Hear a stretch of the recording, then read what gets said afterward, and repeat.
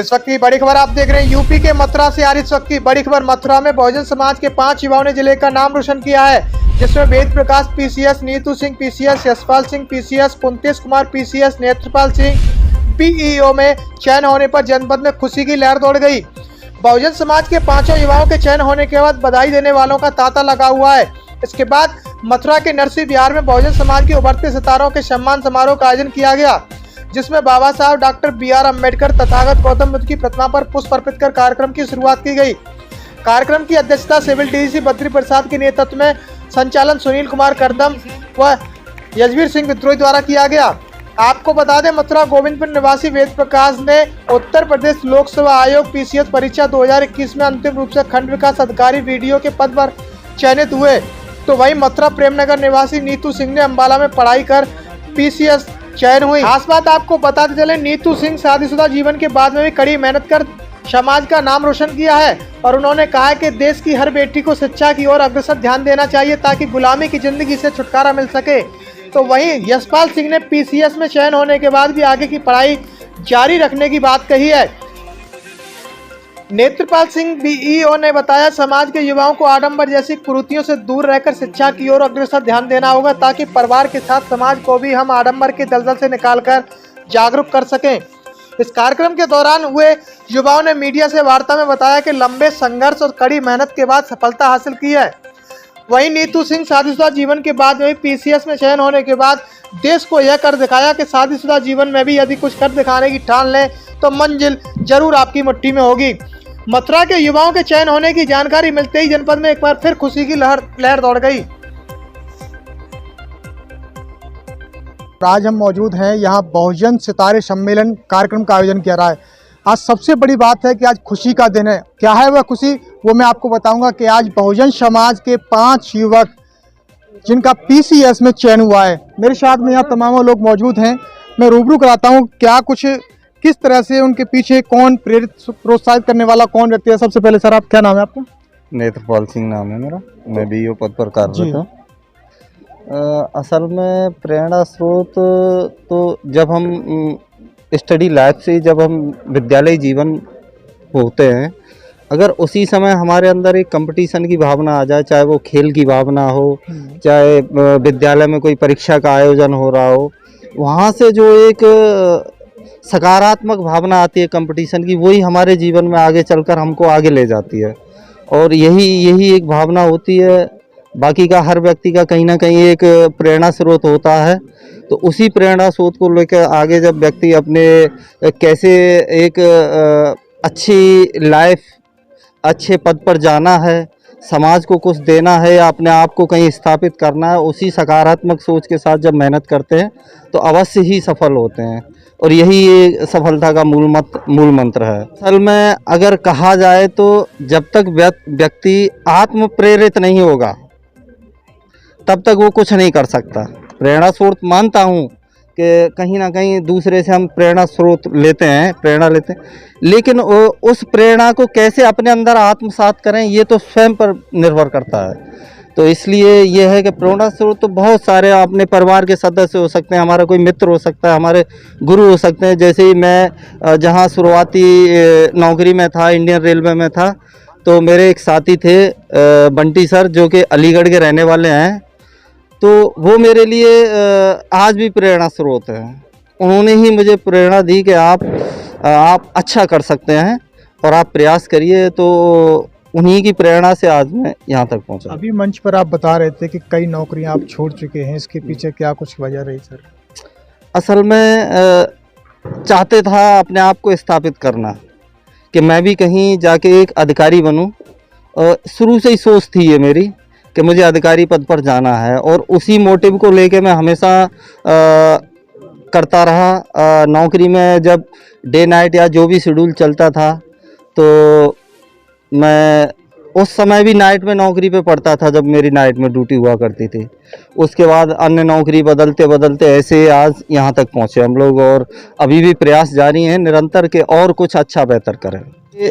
हमको सबसे पहले सामाजिक कुरीतियों से दूर रहना होगा, और शिक्षा का हमारे जीवन में क्या महत्व है, इस बात को जिस दिन हम समझ जाएंगे, हमारी समाज समझेगी, तो निश्चित ही समाज सफलता के उच्चतम शिखर पर होगी।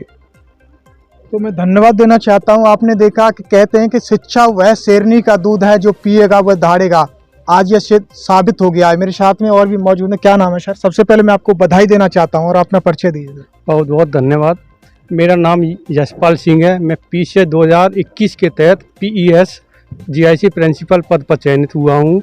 मेरा मूल जनपद अलीगढ़ है और वर्तमान में मैं राष्ट्रीय इंटर कॉलेज राया में विज्ञान के सहायक पद पर कार्यरत हूँ। कहते हैं हम जिस समाज में रहते हैं, समाज में ही सीखते हैं और समाज से ही हम प्रेरित होते हैं और समाज से ही और हम आगे बढ़ते हैं और समाज में रहकर ही हम अपना और समाज के अन्य जो लोग हैं उनका उत्थान के लिए सोचते हैं।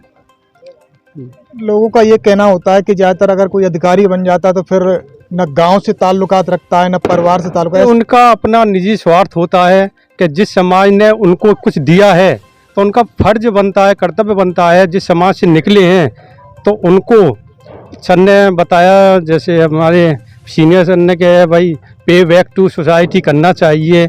जिस समाज ने दिया तो जिस पद पर आप पहुंच चुके हैं तो आपका फर्ज बनता है, आपका कर्तव्य भी है कि समाज को कुछ ना कुछ अंश किसी भी रूप में आप वापस करें। सर सबसे पहले आपको बधाई देना चाहता हूँ। क्या नाम है सर आपका? क्या परिचय? धन्यवाद। वेद प्रकाश नाम है मेरा और मैं गोविंदपुर का निवासी हूँ, मथुरा में। समाज को ये संदेश है कि अपने बच्चों को पढ़ाएं और अपनी इच्छाओं को कम करके बच्चों को सबसे ज़्यादा पढ़ाएं। और जो हमारा मेन मोटिव है समाज को एकत्रित करना और संगठित रहना और शिक्षित करना, वो हम पूरा करें और हर परिस्थिति में हम बच्चों को पढ़ाएं। सर यहाँ इस मंजिल तक पहुँचे हैं, लोगों का कहना होता है कि जातिवाद को लेकर कहीं कोई परेशानी कोई अड़चन आई उसको लेकर के। देखिए परेशानियां हर जगह आती हैं, लेकिन उनके अंतर्गत हम तालमेल कैसे बैठाते हैं। क्योंकि जातिवाद देश में है, इसमें कोई दो राय नहीं है, लेकिन हमें एक बड़े तबके को एकदम नकार नहीं सकते हम। तो थोड़ा उनको बैलेंस बनाना पड़ता है जहाँ भी रहते हैं, क्योंकि सर्व समाज है तो सभी लोग साथ साथ रहते हैं। अगर हम किसी भी समाज से कट जाएंगे या एकदम उनको नकार देंगे तो उससे हो सकता है वो हमें हानि पहुंचा दें। वो ऐसा ना करें, तो हमें उनके साथ तालमेल मिला के अपने आप को आगे बढ़ाना है और अपने आप को स्थापित करना है।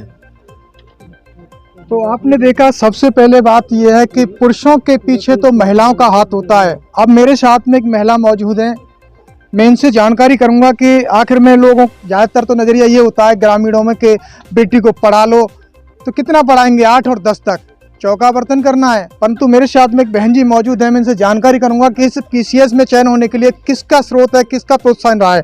सबसे पहले मैं आपको बधाई देना चाहता हूँ। बहुत बहुत धन्यवाद। क्या कहना चाहते हैं आज मौके पर?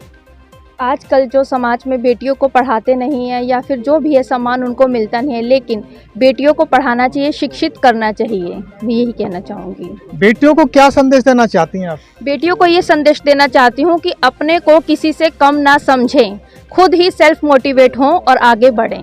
अच्छा, आप इस मंजिल तक पहुँचे, इसके पीछे किसका हाथ रहा है? देखिए सबसे पहले तो माता पिता होते हैं जिन्होंने हमें पढ़ाया लिखाया, लेकिन उससे भी ज़्यादा बाद में शादी के बाद मेरे पति श्री हरेंद्र सिंह का बहुत ही बड़ा हाथ है मेरी सफलता के पीछे, जिन्होंने मुझे इतना सहयोग दिया। क्योंकि 2 छोटे छोटे बच्चे हैं मेरे, उनके साथ आगे बढ़ पाना, उसमें उन्होंने मेरा इतना साथ देके मुझे इस रास्ते पर और आगे बढ़ाया।